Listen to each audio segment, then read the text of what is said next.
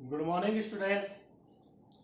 आज हम हमारी ऑनलाइन क्लासेस में जो पहला चैप्टर चल रहा है रसायन विज्ञान की मूलभूत अवधारणाएं, इसमें जो टॉपिक पढ़ने वाले हैं वह है यथार्थता, परिशुद्धता व सार्थक अंक। पिछली क्लास में हमने मापन के बारे में बात की थी। तो जो मापन में अनिश्चितता है, इसको यथार्थता और परिशुद्धता और सार्थक अंकों द्वारा व्यक्त किया जाता है। मापन में अनिश्चितता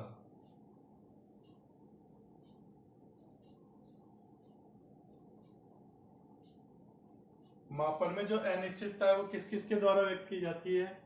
यथार्थता, परिशुद्धता और सार्थक अंकों द्वारा। क्योंकि हमें केमिस्ट्री हो या फिजिक्स हो, प्रैक्टिकल वर्क करना पड़ता है और वहाँ पर मापन करना पड़ता है।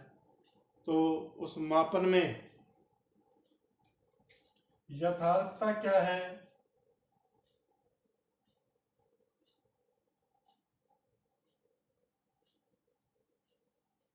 यथार्थता, और इधर मैं ले लेता हूं परिशुद्धता।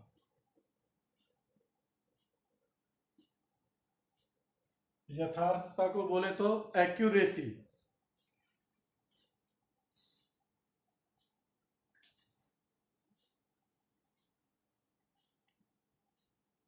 एक्यूरेसी और परिशुद्धता होता है प्रिसीशन।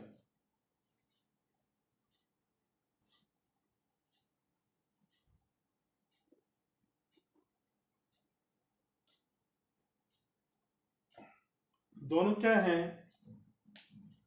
यथार्थता और परिशुद्धता। देखो, मान लीजिए आपको किसी चीज का मापन करने को दिया गया और उसका वास्तविक मान हमें पता है। मान लीजिए आपको छड़ी दे दी, कोई पतली छड़ दे दी और उसकी लंबाई मापनी है। उस पतली छड़ की क्या मापनी है? लंबाई। तो अपन क्या करेंगे? मान लीजिए छड़ की लंबाई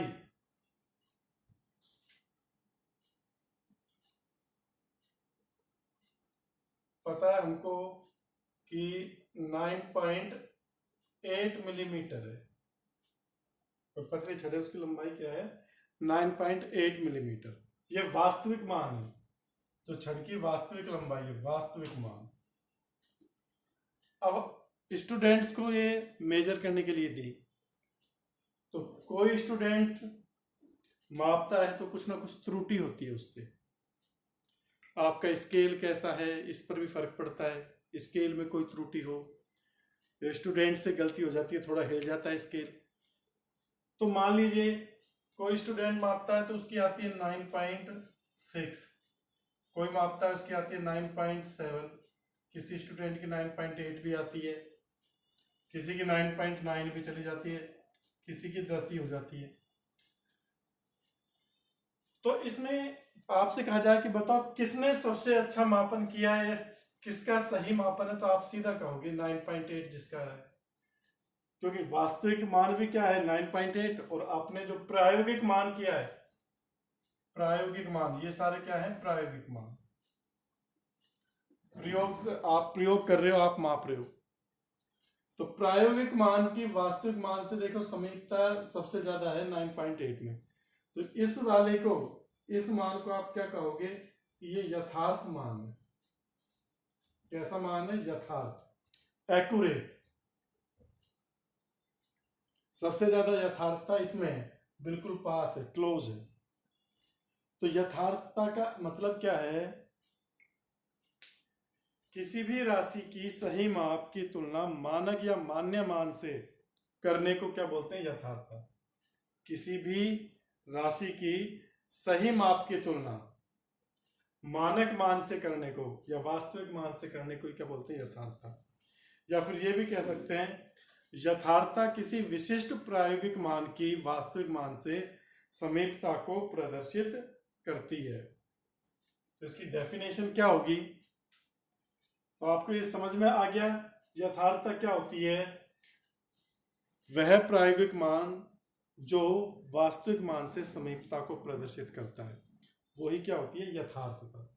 मैं कहूँ इसकी यथार्थता कम है क्योंकि इनमें काफी अंतर है। इसकी यथार्थता थोड़ी ज्यादा हो गई, इसकी सबसे ज्यादा है, तो इसकी कम है, इसकी कम है, तो ये है यथार्थता। तो यथार्थता की डेफिनेशन क्या होगी?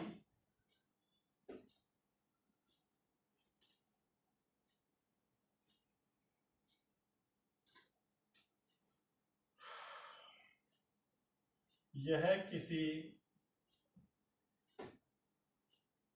प्रायोगिक मान की वास्तविक मान से, रियल वैल्यू से, वास्तविक मान से समीपता या निकटता को प्रदर्शित करती है, समीपता को प्रदर्शित करती है।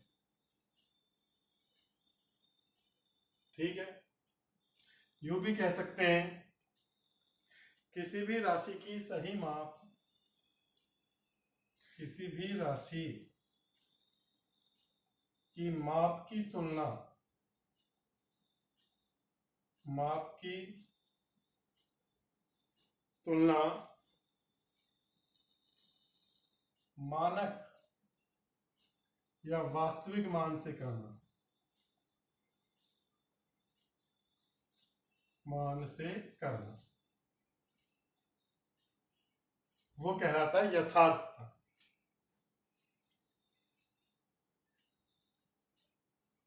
यथार्थता कहलाता है।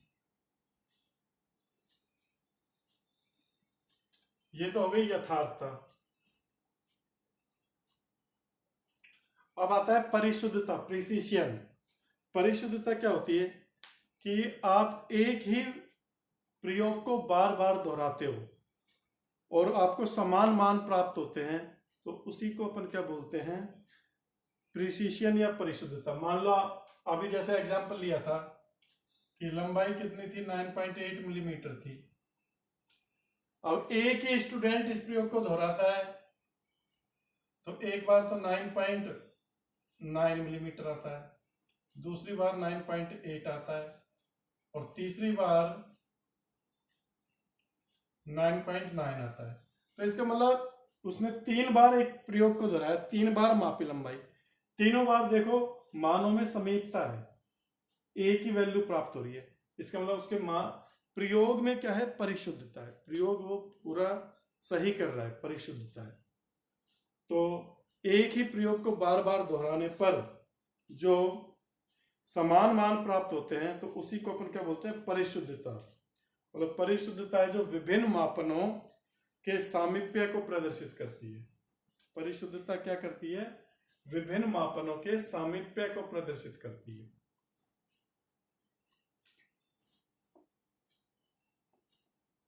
तो इसकी डेफिनेशन क्या होगी?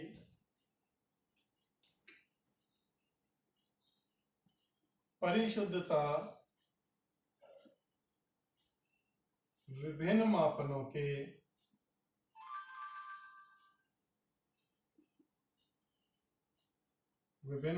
के सामीप्य को प्रदर्शित करती है।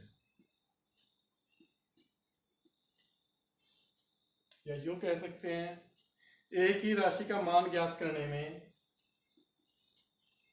एक ही राशि का मान ज्ञात करने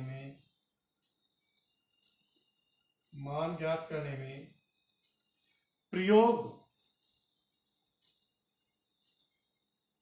के बार बार दोहरान से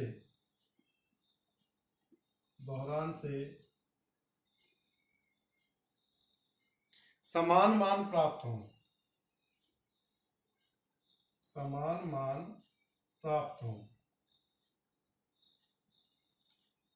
तो उसे परिशुद्धता कहते हैं।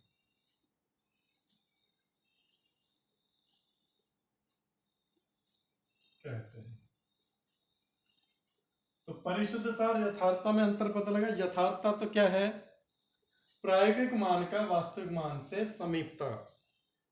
भाई वास्तविक मान हमको पता रहता है और हम प्रयोग द्वारा उस चीज के मापन करते हैं और उस मापन में भी उसके समीप आ रहे तो हमारा प्रयोग यथार्थ रहेगा। बिल्कुल पास पास है, एक्यूरेट आंसर आ रहा है। और परिशुद्धता क्या है? एक ही प्रयोग को बार बार दोहराने पर एक समान मान प्राप्त हो तो वो क्या होता है? परिशुद्धता। इसलिए आप लोग जब टाइटेशन करते हो 11वीं क्लास में अनुमापन, तो वहां पर 3 रीडिंग ली जाती है और फिर उन 3 रीडिंग का एवरेज निकाला जाता है, जो मान बार बार आ रहा है उसी को। अब इसको एक एग्जांपल से क्लियर करता हूं मैं।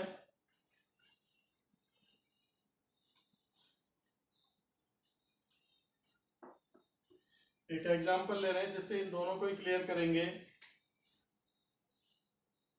मान लीजिए 3 स्टूडेंट है, नरेंद्र, सुरेंद्र, महेंद्र। नरेंद्र, सुरेंद्र, महेंद्र 3 स्टूडेंट हैं। उनको मैंने एक स्क्रू का व्यास मापने को कहा, एक छड़ का व्यास मापने को कहा, जिसका वास्तविक मान, रियल वैल्यू, वास्तविक मान 3.9 मिलीमीटर है। क्या है? 3.9 मिलीमीटर। तो तीनों ने 3 बार मापा, 3 बार। नरेंद्र ने मापा तो देखो 3.8 आया, 3.7 आया, 3.8। सुरेंद्र ने मेजर किया तो 3.6 आया, फिर दूसरी बार मापा तो 3.5, तीसरी बार मापा तो 3.5। महेंद्र ने मापा तो 3.2, 3.5, 3.7, इस तरह से। अब देखो तीनों के वैल्यू देखो, आप तीनों की वैल्यू देखोगे तो आप क्या चीज देख रहे हो? जो नरेंद्र स्टूडेंट है इसने मेजर किया है तो देखो 3.8, 3.8 2 बार आया, मतलब कि प्रयोग में एक ही मान का दोहरान हो रहा है, बार बार दोहरान से समान मान प्राप्त हो रहा है। एक ही प्रयोग को बार बार कर रहा है तो समान मान प्राप्त हो रहा है। इसका मतलब ये परिशुद्ध है और वास्तविक मान के निकट भी है। 3.8 वैल्यू 2 बार आई है और ये 3.9 के क्या है? करीब है। इसका मतलब जो नरेंद्र स्टूडेंट है इसका जो मापन है वो कैसा है? यथार्थ भी है और परिशुद्ध भी है। यथार्थ व परिशुद्ध दोनों है।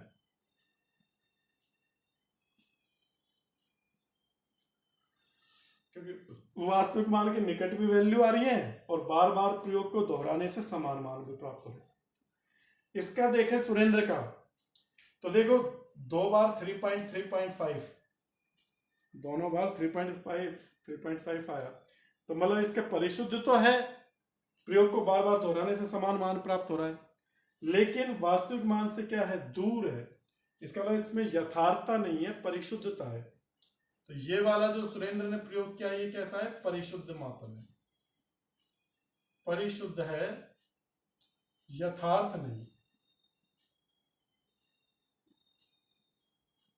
अब इसका देखते हैं, तो देखो इसने तीनों बार प्रयोग किया, तीनों बार इसकी अलग अलग वैल्यू आई, मतलब एक ही मान प्राप्त नहीं हुआ, तो परिशुद्ध नहीं है और वास्तविक मान से भी दूर है, देखो वैल्यू। तो इसका प्रयोग ना तो परिशुद्ध है, ना तो परिशुद्ध, ना ही यथार्थ है। तो शायद इस उदाहरण से आपको परिशुद्धता और यथार्थता में अंतर पता लग गया होगा। यथार्थता क्या होती है और परिशुद्धता क्या होती है? यथार्थता तो होती है वास्तविक मान की प्रायोगिक मान से समीपता को प्रदर्शित करती है। आपका जो आपने प्रायोगिक मान किया है, प्रयोग द्वारा मापा है, वो वास्तविक मान के कितना निकट है, वो चीज तो यथार्थता, एक्यूरेसी, एक्यूरेट आंसर, बिल्कुल फिक्स। और परिशुद्धता क्या है? एक ही प्रयोग को बार बार दोहराने पर समान मान प्राप्त होते हैं, तो वो होती है परिशुद्धता। तो आप इसका स्क्रीनशॉट ले लीजिए। फिर अगला सार्थक अंक पे चलेंगे हम।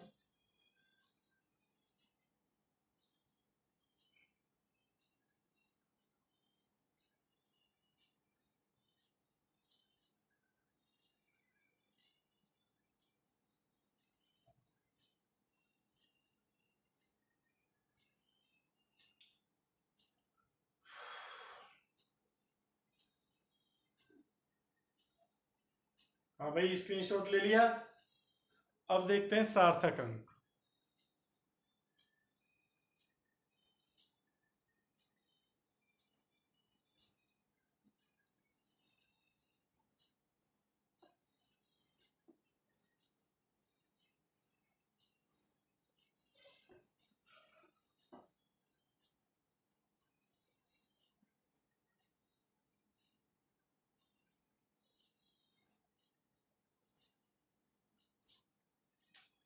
सार्थक अंक या सिग्निफिकेंट नंबर।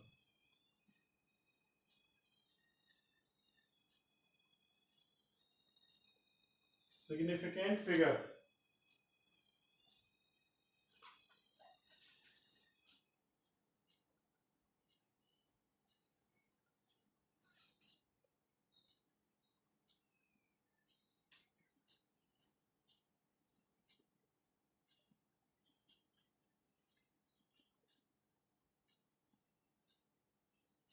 Significant figure. सार्थक अंक क्या होते हैं? किसी भी मापन में वे अर्थपूर्ण अंक, किसी भी मापन के वे अर्थपूर्ण अंक जिसके द्वारा निश्चितता अंक को अंतिम अंक के रूप में व्यक्त किया जाता है।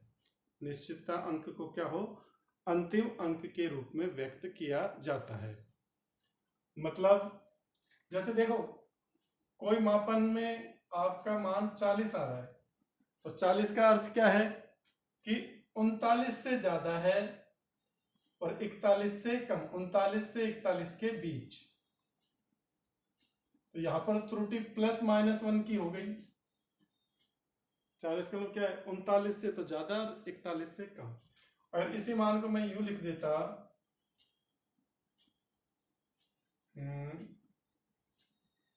40.1, तो आप क्या कहोगे? 40.0 से ज्यादा से और 40.2 के बीच वैल्यू क्या है? 2 की।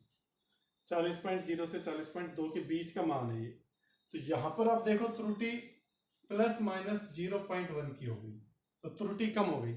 इसका मतलब जितने ज्यादा अपने अंक होते हैं उतना ही मापन क्या होता है? शुद्ध होता है, सार्थक होता है। तो सार्थक अंक की डेफिनेशन देख लो, और ये इंपॉर्टेंट है, इसमें से हर साल क्वेश्चन पूछता रहता है। वो सार्थक अंक ज्ञात करवाता है संख्या देकर। इसके नियम और वो देखते हैं अपन। सार्थक अंक जैसे इसमें ऊपर वाले में 2 थे सार्थक अंक, लेकिन नीचे वाले में क्या हो गए? 3। सार्थक अंक क्या है? वे अर्थपूर्ण अंक, वे अर्थपूर्ण अंक हैं जिसके द्वारा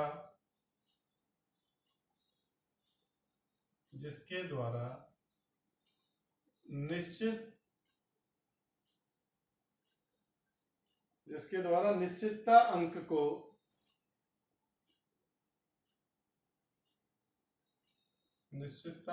को अंतिम अंक के रूप में लिखा जाता है। अंतिम अंक के रूप में लिखा जाता है।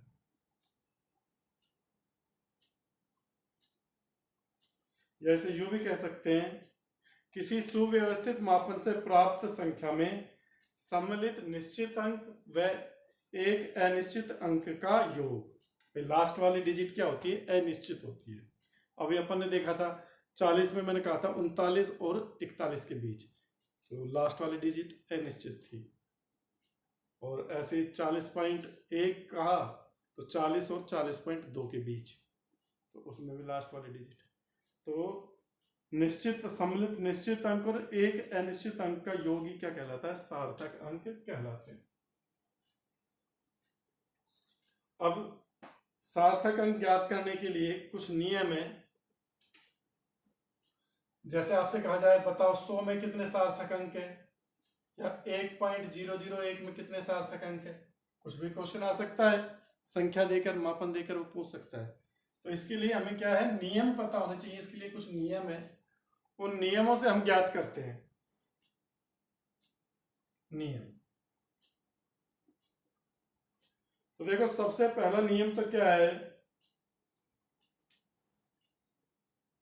सभी गैर शून्य अंक, नॉन जीरो, गैर शून्य अंक सार्थक होते हैं।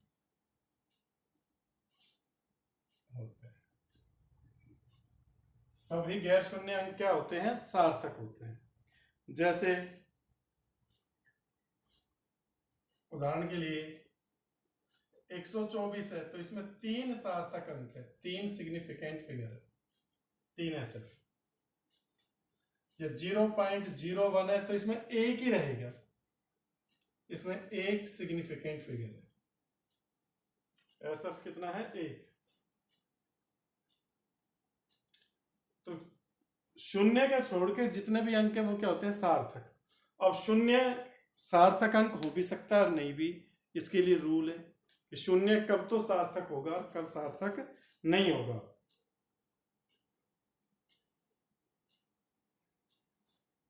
तो दूसरा नियम क्या है?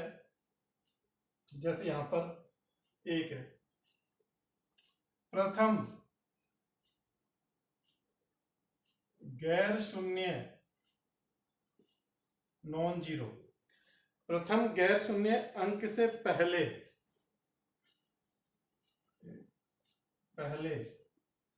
आने वाले शून्य सार्थक अंक नहीं होते, सार्थक नहीं होते, सार्थक अंक नहीं होते। ये केवल दशमलव की स्थिति को बताते हैं।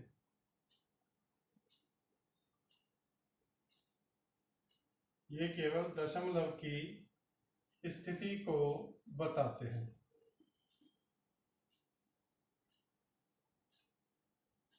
जैसे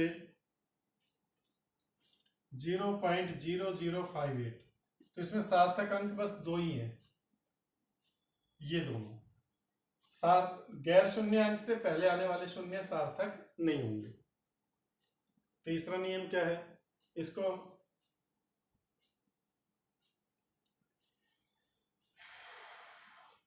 दो गैर शून्य अंकों के बीच में स्थित शून्य सार्थक अंक होते हैं। दो गैर शून्य अंक के बीच में स्थित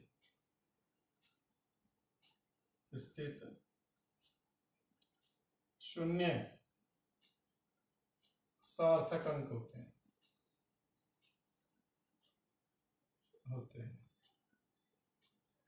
जैसे 2002 तो इसमें देखो ये भी गैर शून्य है, ये भी गैर शून्य है, ये दोनों तो है, इनके साथ ये दोनों भी रहेंगे, तो 4 सिग्निफिकेंट फिगर है।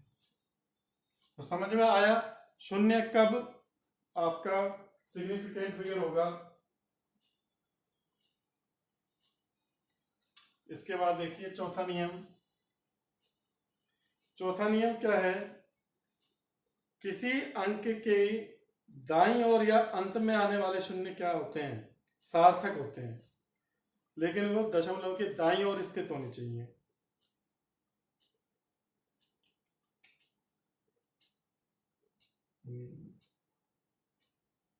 किसी अंक के दाईं ओर मतलब बाद में और स्थित शून्य सिग्निफिकेंट फिगर होते हैं।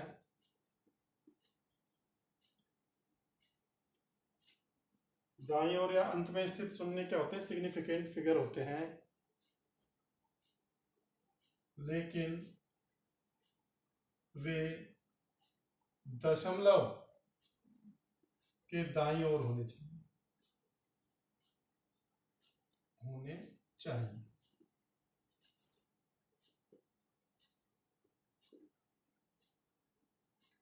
क्या होना चाहिए? दशमलव के दाईं ओर होनी चाहिए।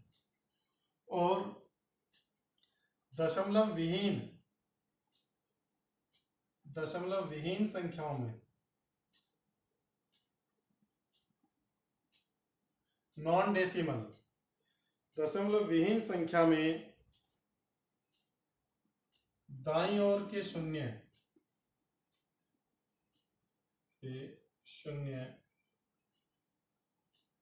सिग्निफिकेंट फिगर नहीं होंगे। देखो इसको समझो एग्जांपल से।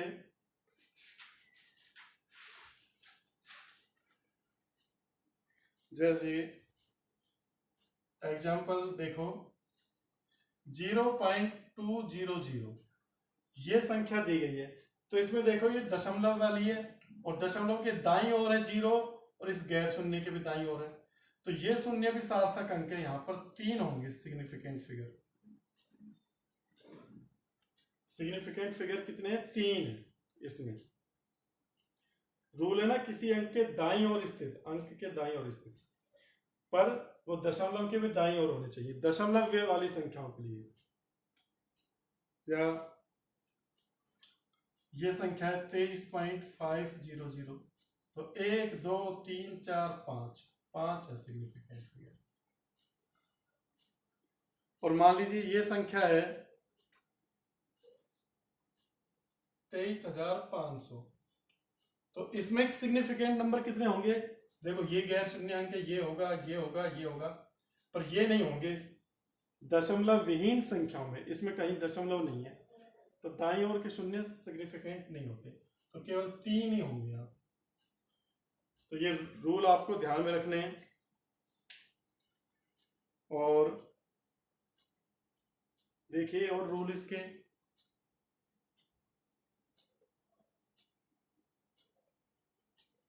इसका स्क्रीनशॉट ले लीजिए भाई इनका, ये रूल्स का 1-2 रूल और बचे।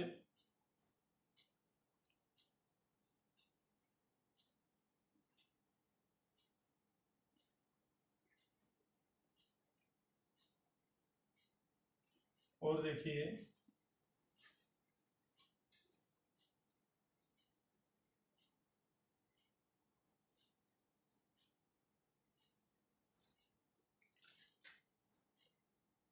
वस्तुओं की गिनती में, वस्तुओं की गिनती में सिग्निफिकेंट फिगर अनंत हो सकते हैं।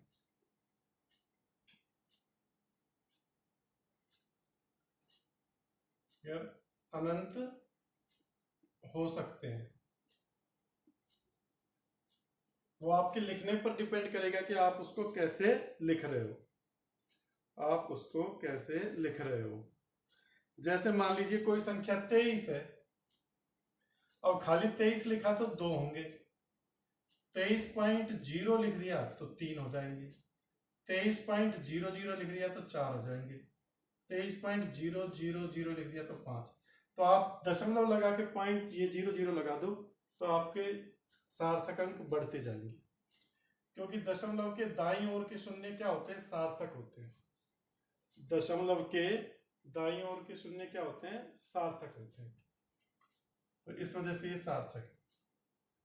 वैज्ञानिक संकेतन में जो अपन लिखते हैं, वैज्ञानिक संकेतन का मतलब है जो ये संख्या रहती है ना 1.6 × 10⁻², तो ये वैज्ञानिक संकेतन में लिखी हुई है।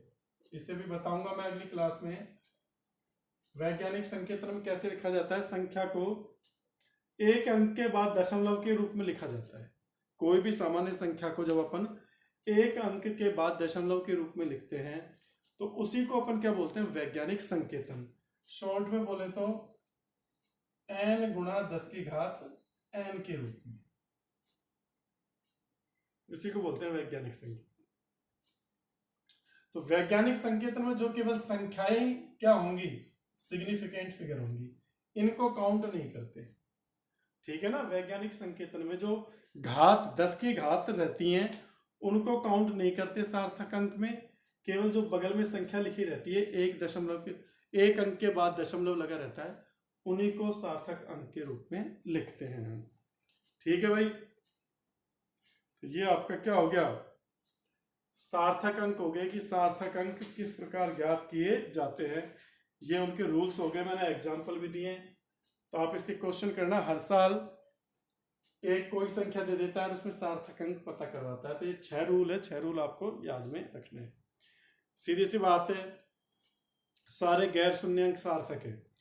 0 अगर दशमलव के दाईं ओर स्थित है तो सार्थक है, और दशमलव से पहले स्थित है तो वो सार्थक नहीं है, ठीक है ना। ये आपके आज के टॉपिक कंप्लीट हो गए। 3 टॉपिक है, तीनों को आप अच्छे से पढ़िए।